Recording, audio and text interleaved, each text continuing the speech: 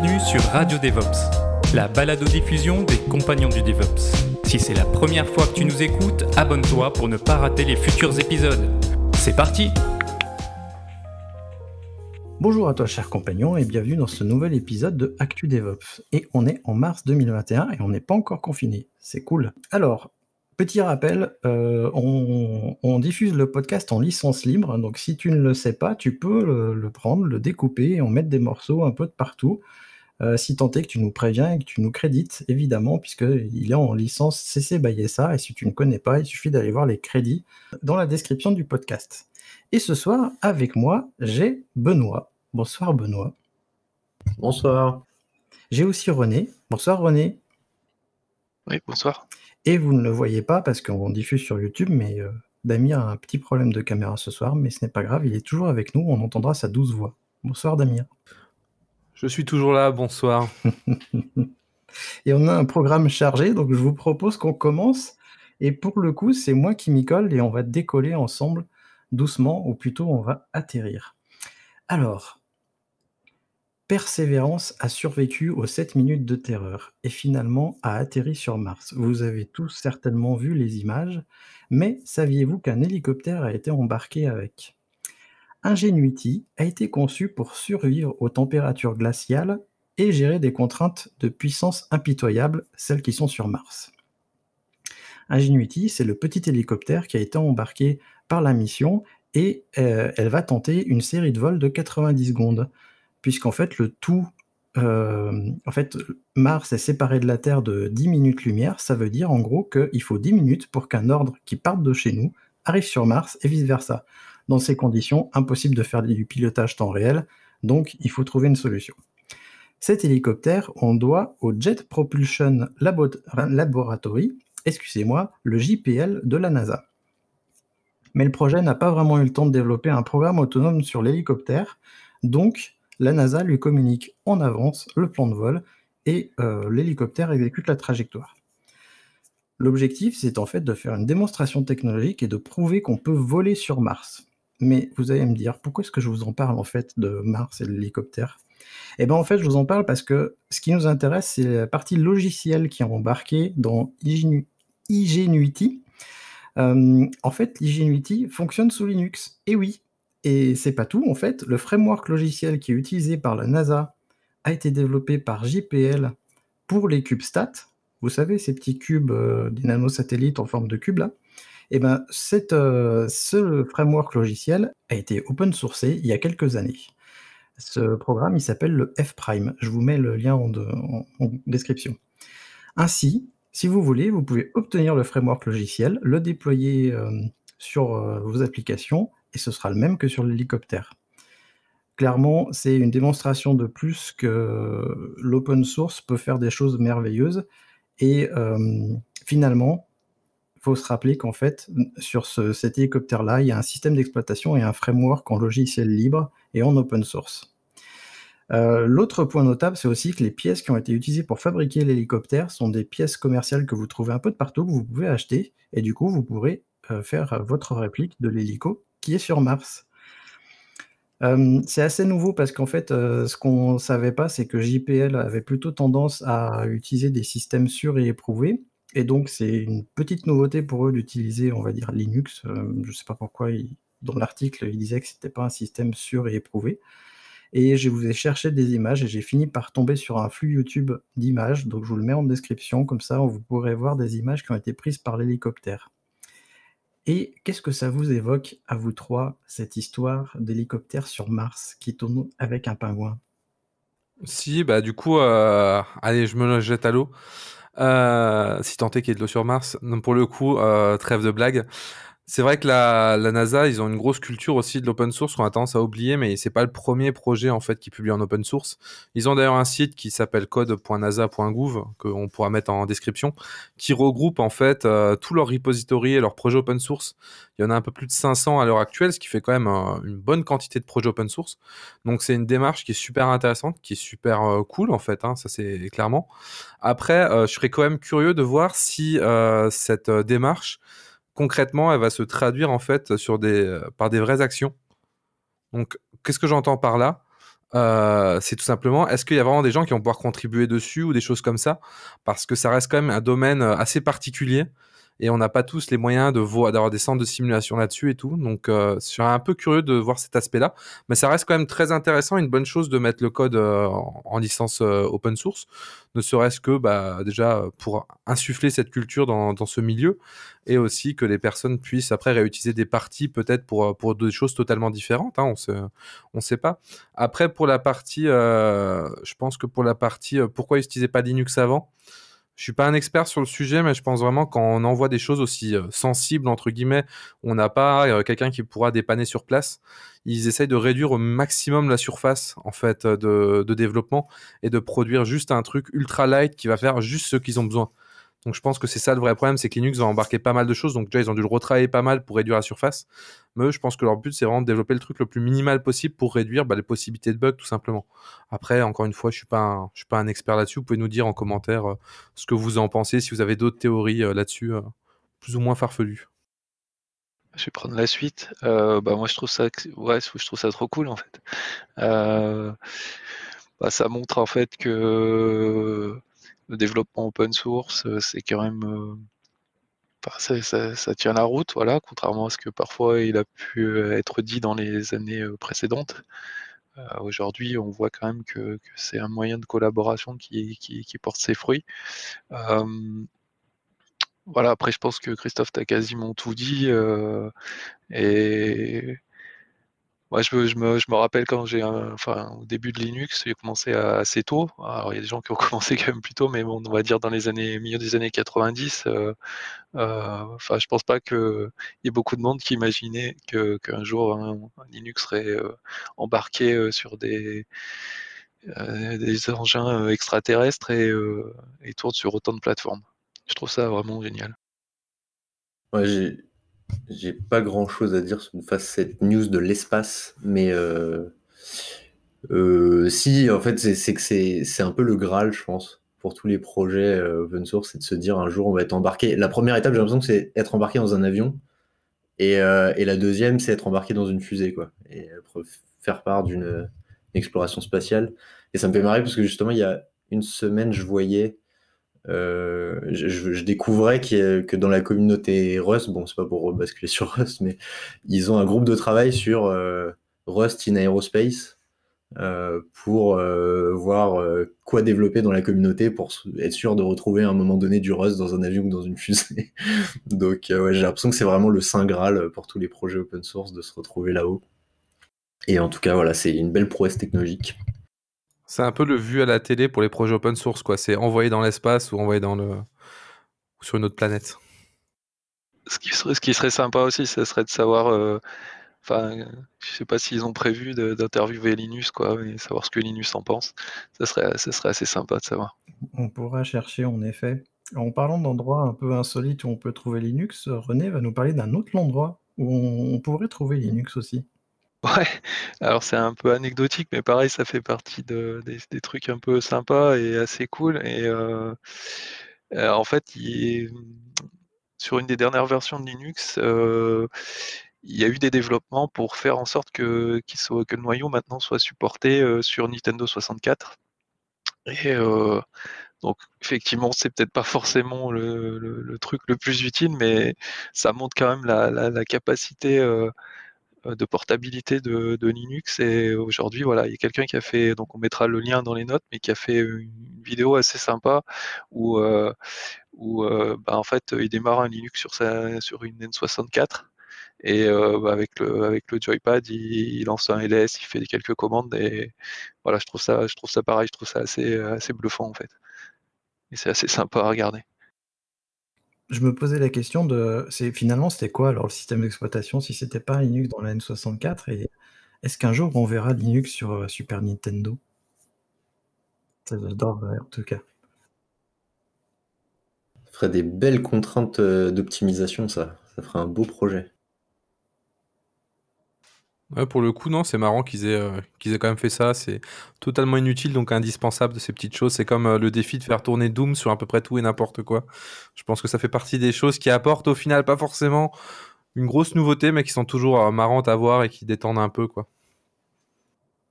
Après, je pense que ça a aussi un côté éducatif en fait. Et enfin, je pense que la personne qui a fait ça, il a dû apprendre énormément, quoi. Enfin, je pense que voilà, moi, je trouve ça vraiment super en fait. Ah oui, clairement, il a dû en apprendre. Il a dû faire un. Je sais pas s'il a fait un Rex quelque part de ses découvertes, entre guillemets, ou des problématiques qu'il a eu en faisant ça. Mais ça peut être super intéressant. Ouais, puis ça montre aussi autre chose. Ça montre que la communauté Linux, quand on joue le jeu, je pense, on peut arriver à faire rentrer en fait. Enfin, pas de n'importe quel code, mais à partir du moment où ça suit les règles de base, voilà, c'est pas fermé. C'est-à-dire on peut faire ajouter un peu tout, pas tout et n'importe quoi, mais voilà, des choses qui à première vue sont pas forcément indispensables ou les mainteneurs de la communauté pourraient dire ben non, on refuse, mais c'est pas le cas du tout, quoi. Après, ils ont quand même supprimé pas mal d'architectures ces derniers temps parce que le noyau commençait à être un peu trop encombré sur des architectures qui étaient plus utilisées ou en très très grande minorité. Donc, il y a pareil, je pense qu'il y a quand même un équilibre à trouver. Et la communauté est assez ouverte. Mais c'est vrai que je pense que si tu demandes à ajouter des choses qui sont utilisées par une personne dans le monde sur la branche principale du kernel, ça sera quand même un non. Et en vrai, c'est assez normal. Après, l'idée, entre guillemets, à terme, je pense qu'il faudra voir ce que ça va donner.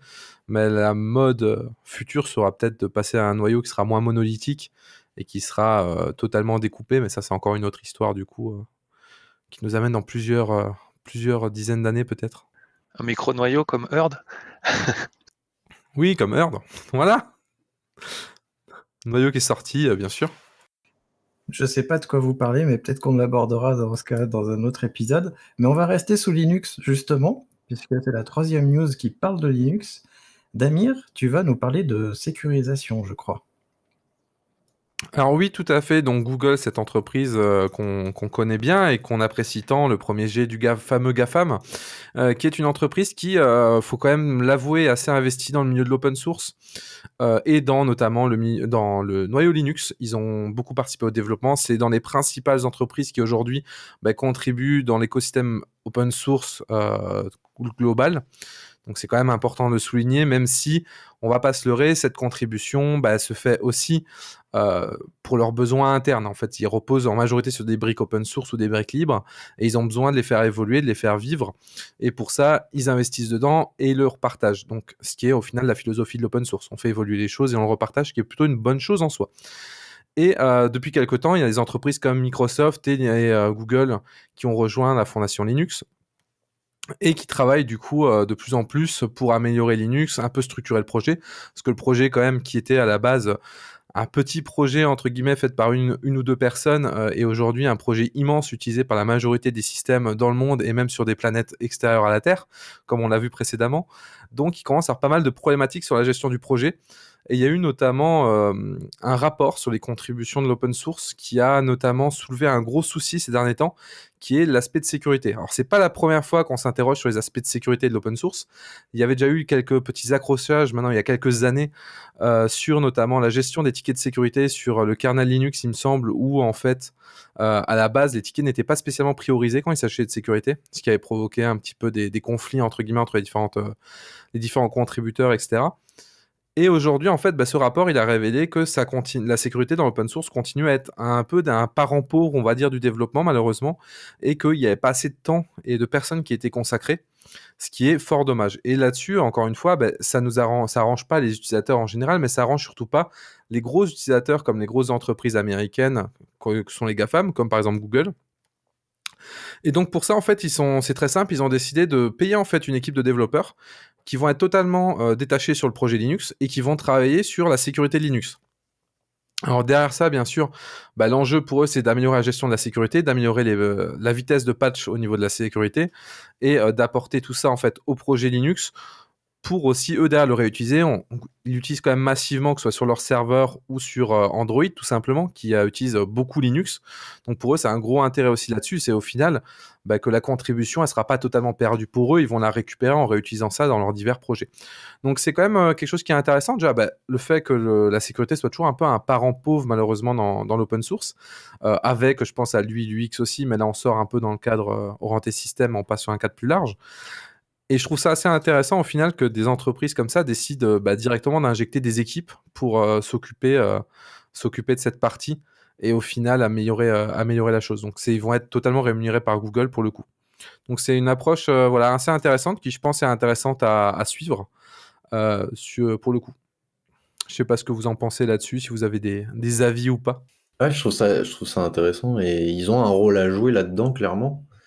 Voilà, la question que je me pose, c'est comment ça s'insère dans leur politique par rapport à leur projet Fuchsia. Je sais pas si vous avez regardé, ils développent un système d'exploitation qui reprend en partie la philosophie Unix et un peu Linux. Et je pensais avoir compris que ça avait vocation à remplacer Linux chez Google à un certain moment. Alors je sais pas à quelle échéance.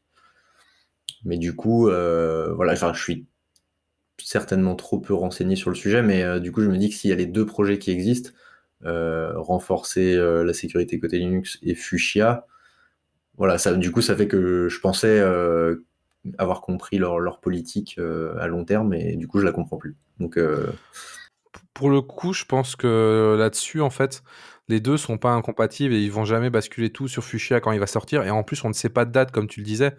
Si ça se trouve, nous, on en parle, on entend des communications dessus. Bah, c'est quelque chose qui est pas simple à développer. Je pense qu'ils veulent faire aussi quelque chose qui apporte quand même des nouveautés. Donc, ils ont beaucoup de phases de test et de choses comme ça. Donc, à mon avis, ça sera clairement pas pour tout de suite. Donc, il y a un intérêt de le faire pendant ce temps. Et même quand il va sortir, je pense honnêtement pas qu'ils sortiront. Je pense pas qu'ils mettront tout sur Fuchsia d'un coup. Il y aura d'autres choses peut-être avant, il y aura peut-être des projets qui sont prioritaires dessus. Et après, bon, si je pourrais troller un peu sur la politique de Google, je pense que même eux, des fois, ils sont pas trop au courant de ce qu'ils voient à long terme. Hein. On l'a vu avec la liste des projets qui ont été abandonnés. C'est une entreprise qui est, on va dire ça gentiment, est très agile et qui peut changer d'orientation assez régulièrement sur des produits et même se faire concurrence à eux-mêmes. Donc, c'est pas si étonnant que ça. Mais je pense que ça sera jamais perdu pour eux d'investir dans la sécurité Linux, que ce soit au niveau de l'image, que ce soit pour l'utilisation qu'ils en ont, et pour nous, on est quand même gagnant, on va pas se le cacher. ouais, bien sûr. Enfin, après, je pense j'avais peut-être surestimé la news Fuchsia, parce que ça avait peut-être été aussi survendu, parce qu'en général, les médiathèques, quand il y a un gros de la tech qui se lance sur un nouvel OS ou un potentiel concurrent de Linux, c'est tout de suite, ça fait tout de suite couler beaucoup d'encre. Mais ouais, je pense que tu as raison, les deux sont complémentaires et tu peux clairement avoir une stratégie en te disant renforcer Linux et puis un jour, Fuchsia peut-être prendra le pas dans certains cas. Mais je me dis en plus que Fuchsia, de mémoire, il devait être justement assez différent quand même dans la conception. Donc potentiellement, s'il est trop différent, c'est-à-dire redévelopper tout le stock logiciel derrière. Et donc ça aussi, ça va prendre du temps. Donc c'est pour ça, je pense que Fuchsia, moi, d'après ce que j'avais compris, leur stratégie à très long terme, là, j'extrapole rapidement juste en une phrase. Mais moi, je pense que leur but après, c'est de le pousser sur tout ce qui contrôle totalement au niveau écosystème, donc Android et Chrome OS, parce qu'ils vont contrôler l'écosystème, donc ça va pas trop les déranger comme Apple quand ils poussent quelque chose. Ils n'ont pas de souci là-dessus, parce qu'ils contrôlent l'écosystème. Et pour les serveurs, ils vont pour l'instant rester sur de Linux, parce qu'ils n'ont pas le contrôle sur tout pour l'instant. Oui, puis en tant que fournisseur cloud, ils n'ont pas le contrôle des OS que veulent leurs clients aussi. Donc, ils ont tout intérêt à ce que les Linux qui tournent sur leur propre machine dans leur data center pour leurs clients soient sécurisés. Alors moi, je me pose la question quand même, est-ce qu'ils vont payer directement ces développeurs, et dans ce cas-là, les développeurs, ils feront des pull requests au nom de Google, ou est-ce qu'ils vont appartenir à une fondation et c'est juste le montant de leur salaire qui va être versé à leur fondation?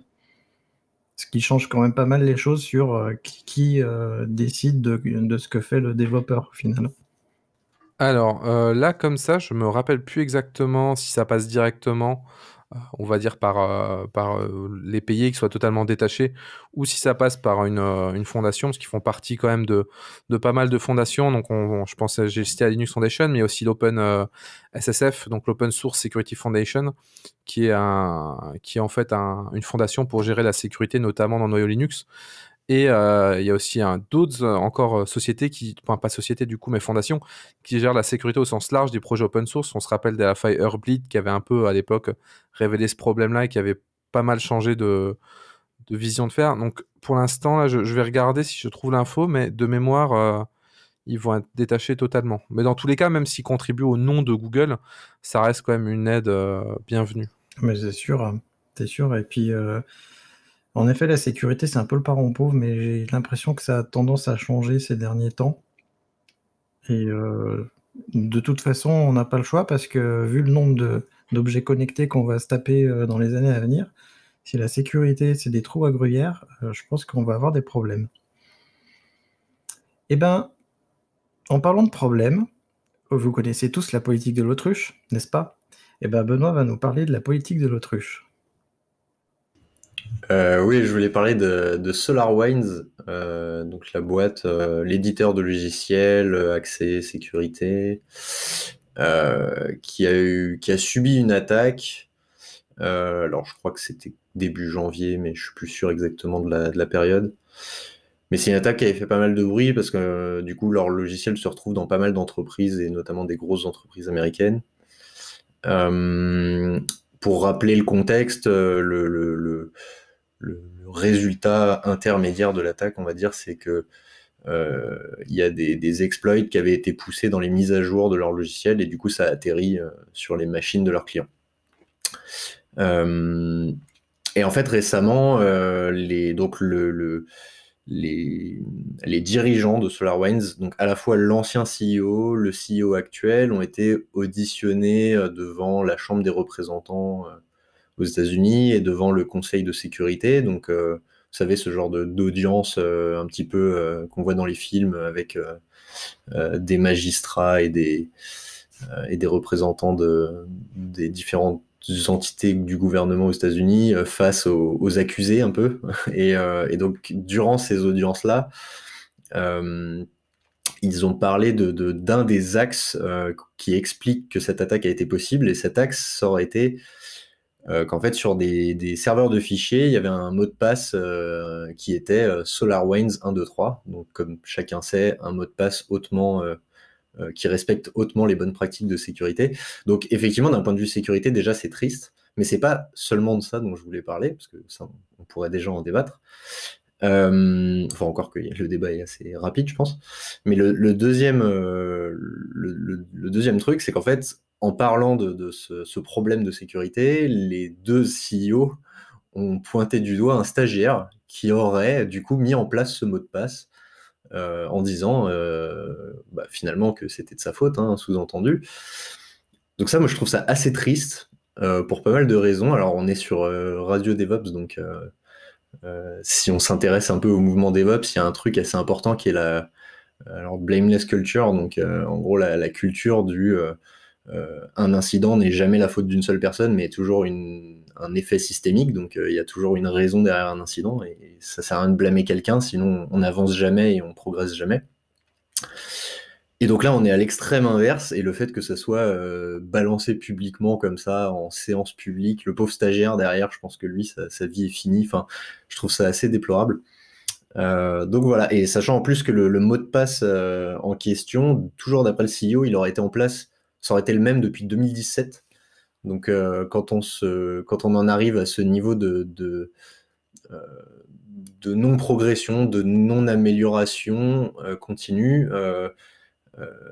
derrière, pointer du doigt le stagiaire, je trouve ça d'autant plus triste que ça veut dire aussi qu'il n'y a aucune remise en question dans la structure sur ok, qu'est-ce qui fait qu'aujourd'hui dans mon organisation, il est possible qu'un stagiaire mette un mot de passe pourri et que personne ne regarde le truc pendant 4 ans.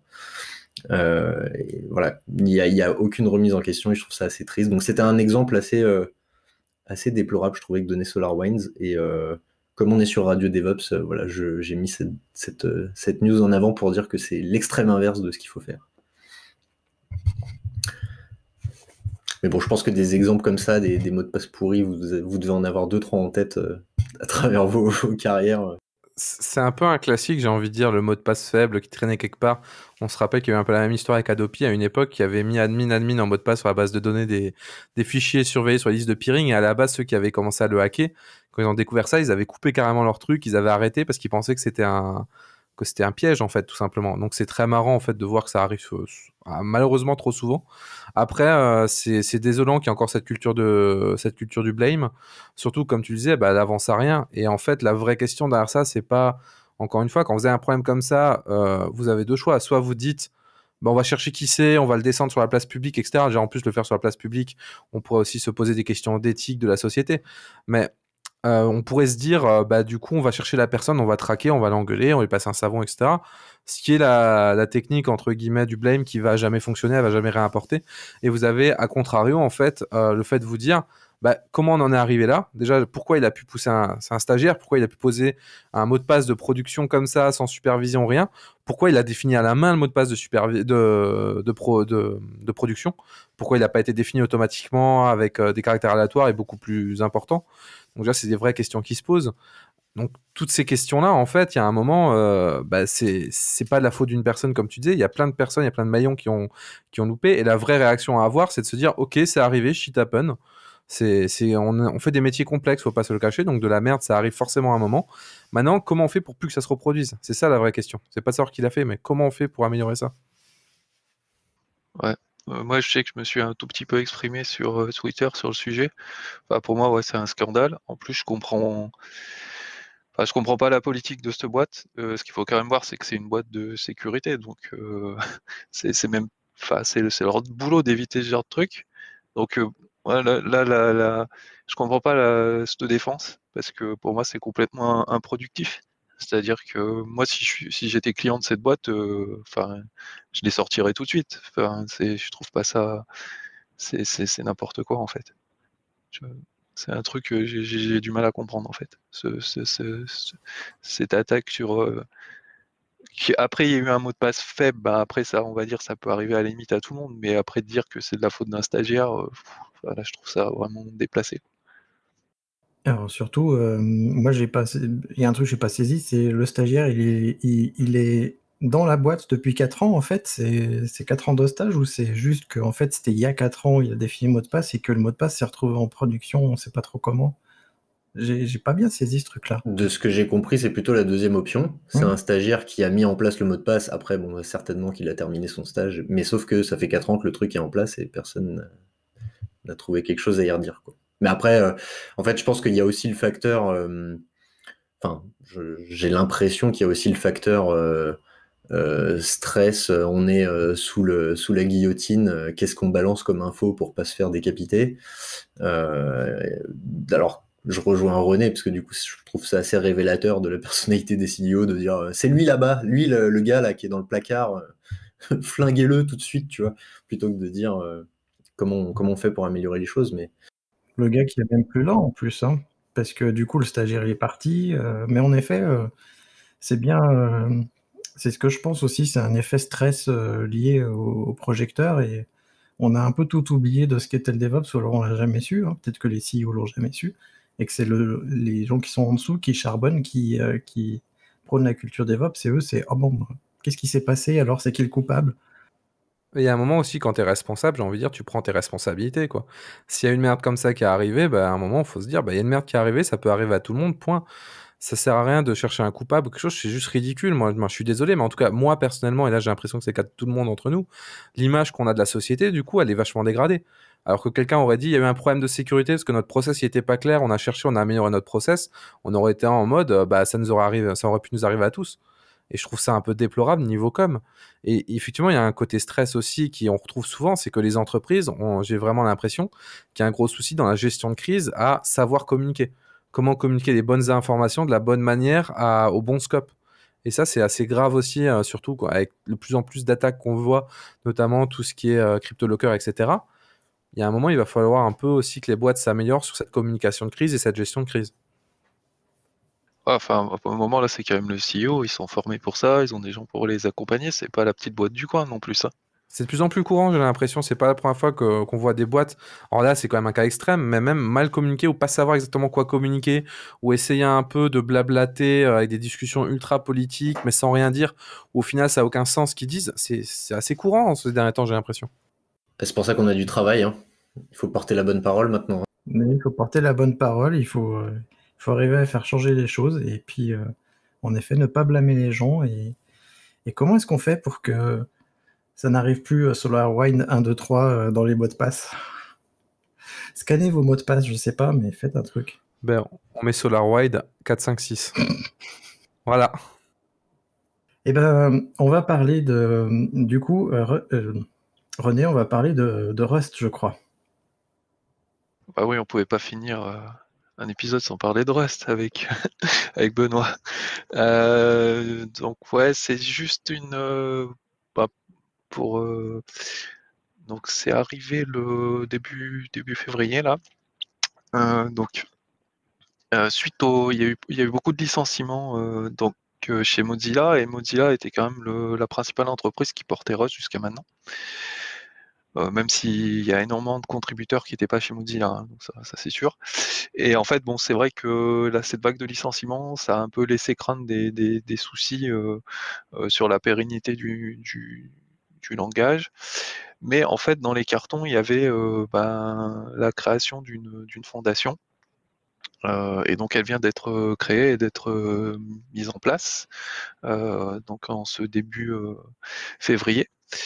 Et donc il y a, pareil, ce sera des liens dans les notes du podcast, mais il y a une interview assez intéressante de Ashley Williams, qui est la présidente par intérim de la fondation pour le moment. Donc, qui explique un petit peu quels sont les choix et qu'est-ce qu'ils vont essayer de pousser par rapport à cette fondation-là. Voilà, qu'est-ce qui est intéressant. Donc moi j'ai noté principe quelques. Je ne vais pas tout détailler, mais ce qui est intéressant, voilà, c'est que je crois qu'il y a une dizaine de personnes qui sont au bord de cette fondation. Donc il y a 5 personnes qui viennent des sociétés qui sponsorisent la fondation, sachant que les sociétés qui sponsorisent la fondation, globalement, c'est des grosses sociétés, principalement des GAFA, mais il y a aussi Huawei, je crois, dans la boucle. Mais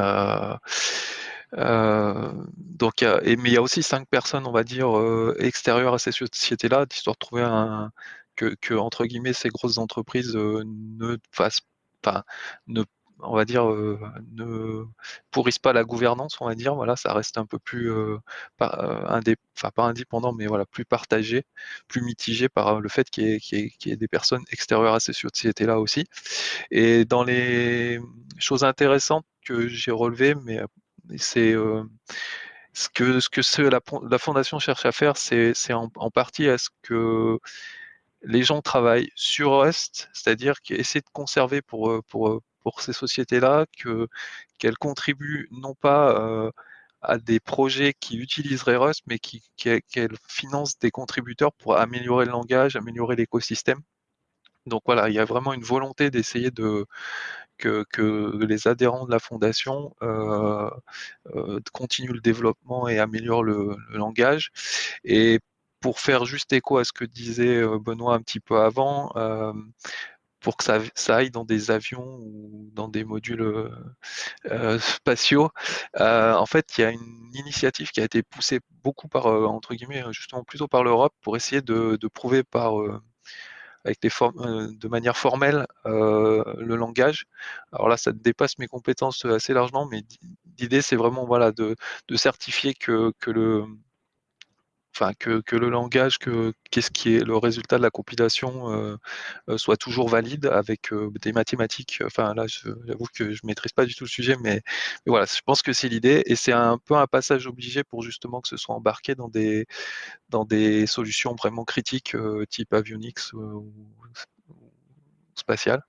Donc voilà, cette interview est assez intéressante, et pour ceux voilà, qui s'intéressent à Rust et un petit peu comment ça évolue, je pense qu'il y a des choses qui sont pas mal à écouter.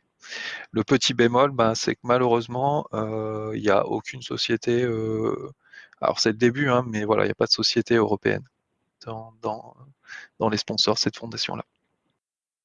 Il y a quand même 11 personnes au bord de cette société, d'après ce que je vois. Ouais. Et de cette fondation. Moi, je me demande toujours quel est le budget de ces fondations-là, et finalement, est-ce qu'on a vraiment besoin de fondations pour gérer des langages? Parce que finalement, je sais pas, est-ce qu'il y a une fondation Ruby? Est-ce qu'il y a une fondation Python? Autant pour les frameworks ou les systèmes d'exploitation, je vois bien l'intérêt, autant pour les langages, je sais pas. Je me pose des questions. Je ne saurais pas répondre. Après, moi, ce que je trouve intéressant, enfin, ce qui, moi, personnellement, m'a fait aussi m'intéresser à Rust, c'était justement ce côté-là, c'est-à-dire que la gouvernance, elle était, je trouvais, elle n'était pas portée par une société, du coup elle était beaucoup plus ouverte sur base de RFC. Donc j'ai l'impression qu'en créant une fondation, ça pérennise un petit peu cet état de fait. Après, je sais pas si c'est obligatoire ou pas. Après, là, il y a la Python Software Foundation qui existe du coup pour Python. Mais je pense qu'à un moment, en fait, il y a besoin d'une fondation pour avoir une stratégie cohérente. Parce que nous, on est tech, on pense beaucoup code, etc. Mais il faut voir que côté adoption des entreprises, côté éducation, tout ça, côté communication, il y a un moment aussi des choses à faire, même si ça peut paraître très con, mais en fait, ces choses-là demandent d'être cohérent sur pas mal de points et pas mal de sujets. Et malheureusement, cette vision-là, elle demande pas mal de gouvernance. Donc aujourd'hui, j'ai l'impression que le modèle préféré, c'est la fondation pour des questions, je pense, de gestion et d'organisation. Ça doit être beaucoup plus simple, entre guillemets, que des modèles beaucoup plus hybrides. Mais il faut voir, je pense que le vrai but pour moi de la fondation, c'est vraiment d'être cohérent sur tous les aspects et pas uniquement être garant du code, etc., ce qui reste encore aux gestions de la contribution. Pour moi, c'est vraiment un aspect à part, en fait, c'est plus global. Une vision stratégique, finalement, du langage et de où on va. Ça, et de communication aussi, communiquer les roadmaps, prévoir des conférences, tout ça. Participer, faire vivre la communauté aussi, parce que les communautés open source, il y a quand même des gens qui sont là pour les faire vivre, pour les animer, pour vérifier qu'il y a des bouts qui ne soient pas abandonnés, qu'il y ait toujours des mainteneurs, etc., qui aient un bon niveau de santé, tout simplement. Et je pense que c'est quand même des choses importantes qu'on a des fois tendance à oublier étant tech, et des fois être peut-être un peu trop focus, mais tout ça, c'est de l'argent et c'est surtout du temps d'organisation et de gestion. Donc, je pense que là-dessus, c'est un peu fondamental aujourd'hui si on va avoir un projet d'importance. Et si on veut envoyer des avions dans l'espace qui vont faire tourner du Rust. Je sais pas s'il y aura des avions, parce que quand je vois les gens qui sont... les entreprises qui financent, c'est Amazon Web Services, Google, Huawei, Microsoft et Mozilla. Peut-être qu'il y aura des avions, mais je pense qu'il y aura plutôt des data centers. Ils sont déjà dans le cloud, les avions, donc ça va. Il y avait un truc aussi. Je suis désolé. Christophe est fini là. Il y avait un truc aussi qu'on avait évoqué il y a un ou deux numéros. C'était le fait tout simplement que tous les GAFAM sont en train de se constituer une team Rust pour contribuer au langage et être sûr d'avoir une patte dans les processus de décision et puis dans la mise en place des fonctionnalités. Et du coup, je me dis que ça a dû... Enfin, j'ai pas vérifié, mais je me dis que ça a dû être aussi être un moteur important, parce que du coup, si tu as 5 Team Rust bien staffés avec les moyens d'un big tech derrière qui se tirent dans les pattes et qui vont dans des directions opposées, ça peut être que négatif pour tout le monde, pour la communauté, les utilisateurs et les entreprises qui s'en servent. Donc c'est tout ce que dit Damir, je suis complètement d'accord, et je pense qu'il y a ce truc-là à très court terme qui a dû jouer, parce que vous voyez bien que chacun montait sa stratégie dans son coin, et ils ont dû aussi se dire, bon, si on se fédère pas un petit peu, ça va pas aller très très loin, quoi. Clairement. Moi, je pense que c'est une bonne chose. Après, je suis frileux aussi, parce que dès qu'on parle de fondation, on parle de gros sous, et je sais pas qu'est-ce qui se passe en fait dans ces trucs-là. Mais en effet, c'est une bonne chose de séparer en fait le langage Rust de uniquement Mozilla ou quoi. Après, je me dis, si les entreprises que j'ai citées tout à l'heure arrêtent de donner à la fondation, la fondation, elle ira pas bien loin. Qu'on le veuille ou non, il y a toujours une histoire de gros sous. À un moment, faut l'open source, on en parle souvent. Je pense qu'on idéalise aussi un peu les développeurs qui font ça dans la joie, la bonne humeur chez eux, ou dans des hackathons, des choses comme ça. Je pense qu'il faut être un peu pragmatique et voir aujourd'hui que la contribution à l'open source est dans plein de domaines. C'est aussi des gens qui sont payés par des entreprises comme Red Hat, comme IBM, qui est la même chose aujourd'hui, comme Google, comme Microsoft, qui vont travailler là-dessus sur leur temps pro, et c'est normal. C'est un vrai travail derrière de maintenir des logiciels. Et même si on peut faire un peu sur notre temps libre pour certaines choses, il y a besoin aussi de gens, entre guillemets, qui ont plus de temps pour ça. Le temps libre, ça suffit pour les petits projets, mais pour les gros projets de cette ampleur, ça suffit pas, en effet. Et de toute façon, le financement dans l'open source et le libre, on n'a toujours pas fait le tour du problème, hein. C'est toujours des problèmes là-dessus. J'en profite, c'est pas pour faire de la pub à un autre podcast, enfin si un petit peu, il y a un podcast qui s'appelle Sustain OSS, que j'ai découvert il y a pas longtemps, alors c'est en anglais, mais c'est en particulier sur le sujet de comment on rend l'open source durable au sens financier du terme, et comment on fait que les projets restent robustes, durs et ne meurent pas faute de financement quand c'est pas voilà, quand il n'y a pas un GAFAM derrière. Bref, parenthèse fermée, mais c'est vraiment un podcast qui vaut le coup. Après, c'est le gros souci, c'est que les GAFAM, je suis le premier à essayer de les éviter. Mais il faut reconnaître aujourd'hui que leur contribution, comme je disais, par exemple pour Google, elle est importante. Et c'est une discussion, si on reboucle avec le podcast qu'on a fait la dernière fois sur les événements en ligne, faut pas oublier que des événements comme le FOSDEM, un des principaux partenaires, c'est Google. Ça fait beaucoup grincer des dents, mais ils sont là pour aligner l'argent derrière et ils participent à l'open source. Donc, en soi, est-ce qu'on peut là-dessus se dire on est prêt à se passer de cet argent? Dans la réalité, oui, on pourrait se dire on se passe de cet argent. Dans l'idéal, on pourrait, mais dans la réalité, ça veut dire couper beaucoup de choses. Ouais, je suis complètement d'accord avec toi, hein. Il y a une réalité économique qui frappe à un moment donné forcément. Et enfin, ce que tu disais tout à l'heure sur les boîtes qui contribuent, l'exemple par excellence, c'est le noyau Linux, quoi. 80% des commits, c'est des grosses entreprises de plusieurs milliers d'employés. C'est pas. Alors, il y a des contributeurs individuels qui font un super taf, hein, mais ça reste une minorité de la charge de travail au final. Ah oui, clairement. Alors, faut juste faire attention parce que quand même sur Linux, c'est peut-être un petit peu une exception. Il y a énormément quand même de hobbyistes. La part des hobbyistes est quand même vraiment importante. Ouais, mais sur le nombre Oui. de commits, enfin, Ouais, le nombre de commits, c'est une métrique comme une autre, hein. Je dis pas que c'est la bonne, mais je veux dire, c'est un proxy, quoi, pour dire. En termes de charge de travail, si tu regardes la contribution des grosses boîtes. C'est un peu paradoxal, mais enfin, moi j'avais été surpris. Il faut reprendre, t'as la Linux Foundation qui sort des stats sur ça, et j'avais été assez surpris de la part qui est faite par des hobbyistes. Alors hobbyiste, tu te déclares hobbyiste, hein, voilà. Après, peut-être que derrière il y a quand même une boîte, c'est pas forcément. Ouais.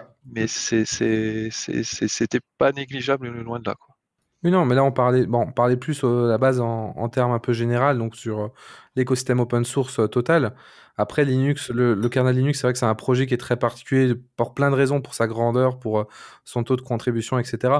Mais n'en reste pas moins que si aujourd'hui, je pense que si toutes les entreprises arrêtaient de contribuer, en tout cas de payer de la contribution à Linux, ça ferait quand même très mal et je suis pas sûr que le projet se porterait très bien.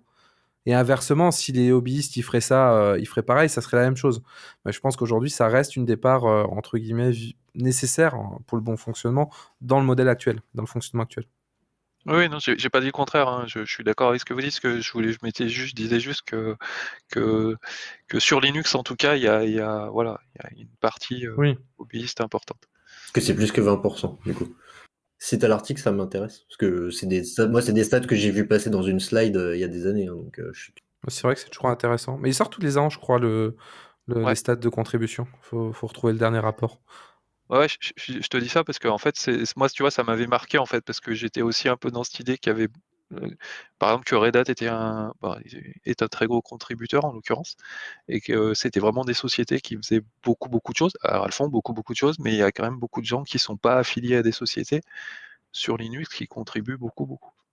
Écoutez, moi je vous remercie tous les trois pour cet épisode d'Actu DevOps qui du coup est un tout petit peu plus court que d'habitude. On s'est pas étendu pendant 1 heure, mais on se retrouvera le mois prochain avec plein d'autres news.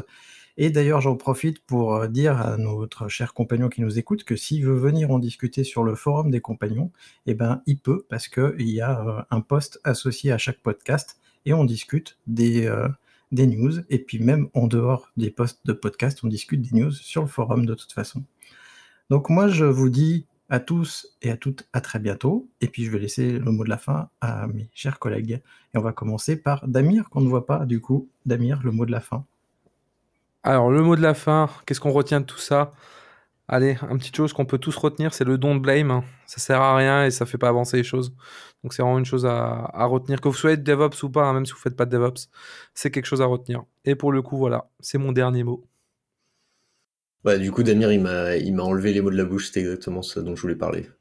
Blâmer quelqu'un pour un incident, c'est, en plus de pas être cool, c'est se cacher les yeux et pas voir la vraie source d'un problème, en fait, parce qu'il y a toujours plusieurs éléments qui expliquent un problème et c'est jamais une personne qui a toute la responsabilité. Donc voilà. Eh ben, je vais pas dire mieux. Je pense que ce sera le mot de la fin aussi, dans mon cas. Merci d'avoir écouté Radio DevOps. N'oublie pas de noter l'épisode, plus la note sera élevée et plus il sera mis en avant dans les applications. Tu peux aussi le partager, ça nous aidera à le diffuser et à rendre le mouvement plus visible. Si tu as envie de discuter du mouvement, alors rejoins-nous dans la communauté des compagnons du DevOps. À bientôt! La balado-diffusion des compagnons du DevOps est produite par l'Hydra.